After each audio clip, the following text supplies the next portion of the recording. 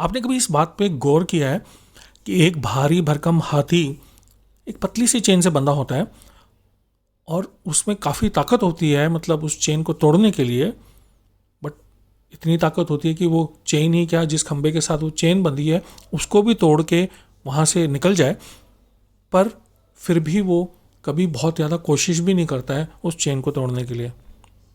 इसका रीज़न क्या है? इसका रीज़न है माइंडसेट कंडीशनिंग। देखिए, समझने की कोशिश करिए, जब हाथी का बच्चा छोटा होता है, जब वो एक छोटा सा बच्चा होता है, तब उसको एक ऐसी चेन से बांधा जाता है जिस चेन को वो बहुत कोशिश करने के बाद में भी तोड़ ना पाए। वो बार बार कोशिश करता रहता है और एक दिन थक हार के वो मान जाता है कि वो चेन नहीं तोड़ पाएगा। इसको बोलते हैं माइंडसेट कंडीशनिंग। उसके माइंडसेट की एक कंडीशनिंग हो जाती है कि जिस चेन से वो बंधा हुआ है वो चेन को वो कभी भी नहीं तोड़ पाएगा। और यही माइंडसेट कंडीशनिंग उसकी पूरी ज़िंदगी चलती है। अब वो छोटा बच्चा नहीं रह गया, वो एक बहुत भारी भरकम एक बड़ा युवक हाथी बन गया, और इतनी ताकत होने के बावजूद भी वो उसको नहीं तोड़ पा रहा है चेन को, क्योंकि उसके माइंडसेट की अब कंडीशनिंग हो चुकी है कि जिस चेन के साथ वो बंधा हुआ है उस चेन को वो कभी भी तोड़ नहीं पाएगा। क्या आपके साथ भी ज़िंदगी में कुछ ऐसा ही होता है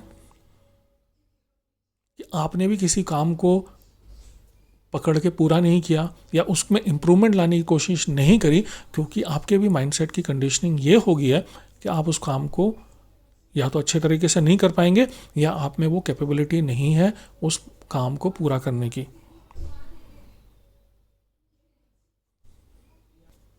क्या आपको भी ऐसा लगता है कि कुछ काम तो आपको दिल या मन कहता है कि बहुत इजी है, पर आप में आप हिम्मत नहीं जुटा पाते हैं उस काम को करने के लिए? कहीं ना कहीं आप में कोई फियर फैक्टर रहता है। बहुत चांसेस हैं कि आपकी भी माइंडसेट कंडीशनिंग हो चुकी है।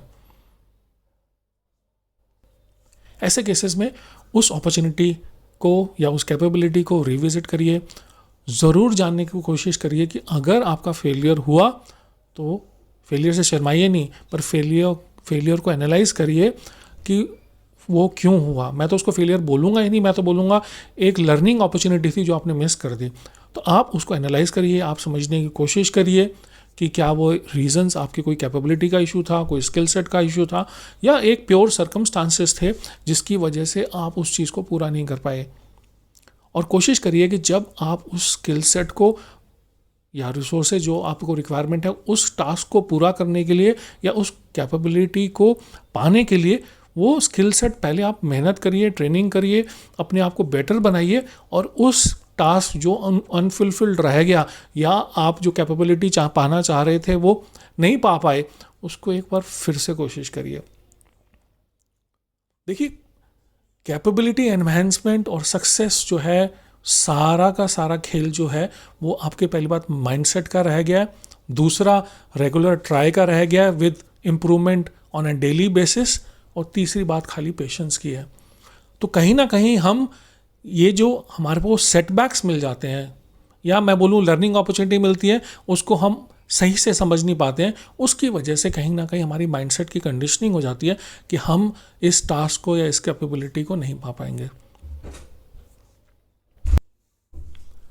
तो बहुत ज़रूरत है ऐसी चीज़ों में कि आप हमेशा एक अपने सेटबैक्स को या आपको जो भी कुछ स्पीड ब्रेकर बोलूँ या ऐसे इवेंट्स आए, उसको एनालाइज करना ज़रूरी है और समझना ज़रूरी है कि सर्कमस्टांसेस का इशू था, आपकी कैपेबिलिटी या स्किल सेट का इशू था, या और कोई इशू था जिसकी वजह से आपको वो चीज़ नहीं मिल पाई।